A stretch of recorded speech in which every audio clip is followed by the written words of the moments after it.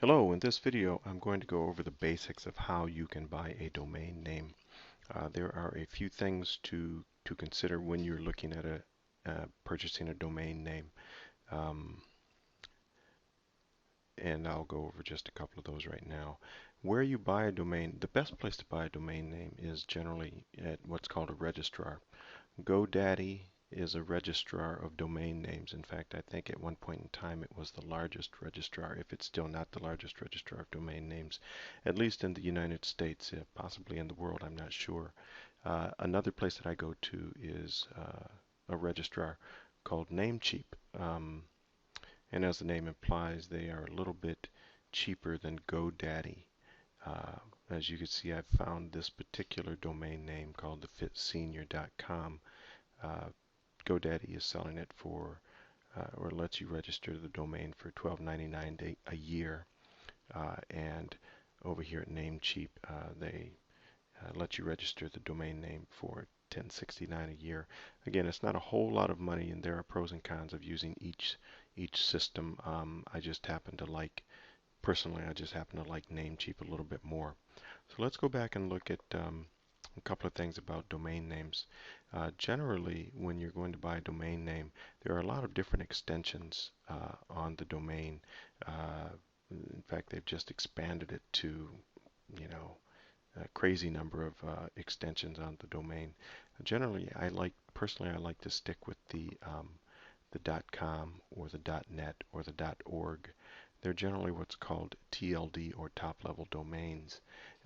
There are others that are um, carrying a little bit more weight also, such as the .co or the sometimes the .info, um, and other countries will also have an extension on theirs.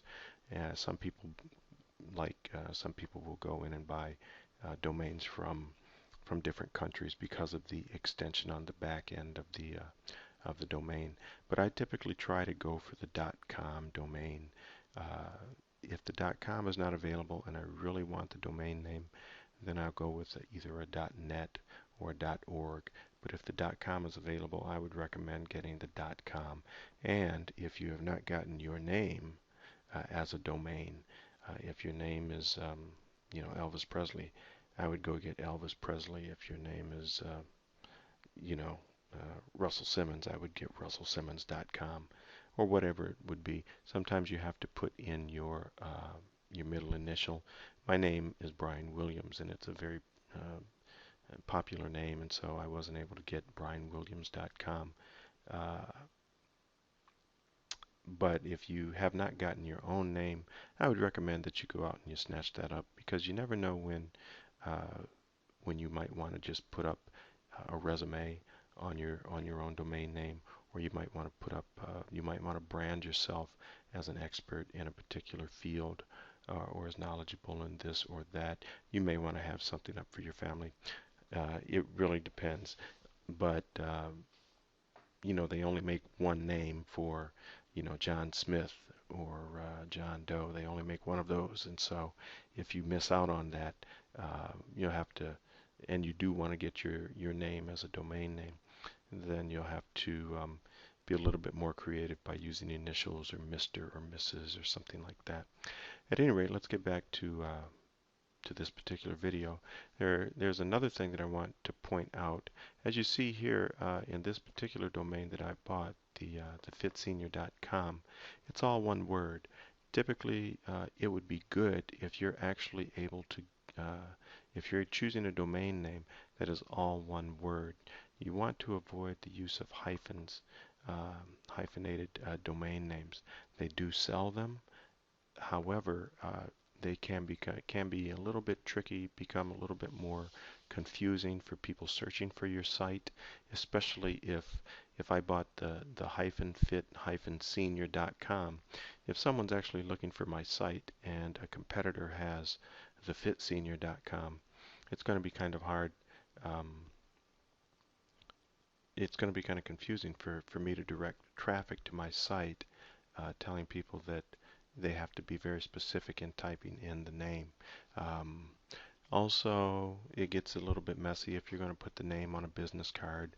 It also, depending on how long your domain name is, if you're putting a hyphen between each word, then the domain name itself can get long and get confusing. There's other gives opportunity for people to make mistakes when they're searching for your site or they're trying to enter it into your web browser. So, if at all possible, what you want to do is you want to find a domain name that fits your particular brand or your particular niche, uh, uh, whatever your business model is or whatever your business is, you want to find a single word, or not a single word, but a domain name that's all in one word and doesn't have hyphens in it that fits your needs. Um, just to make it easier to promote yourself or promote your website. So getting back here to these two registrars, I typically, like I said, I sometimes I go through GoDaddy, sometimes I go through Namecheap. Today I'm going to go through Namecheap. It's pretty self-explanatory. You see if the domain is available.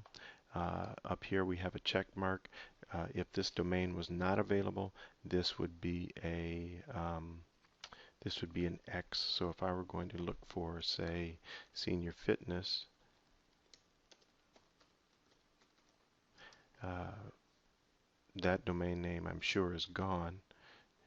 Yeah, so I get an X up there. You'll get a little bit more down here. You can see some of the extensions.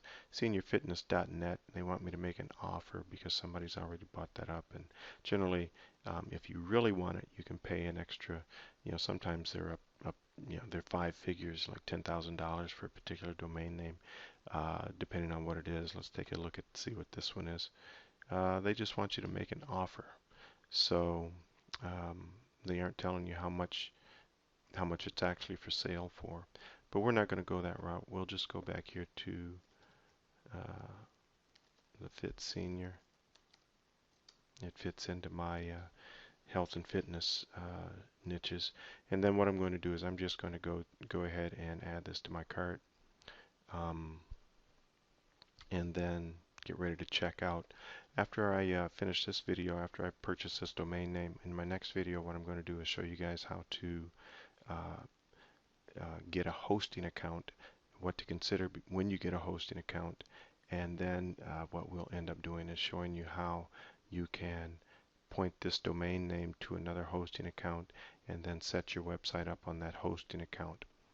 And let me know what you think in the comments below, or if you need to get in contact, just press the contact button.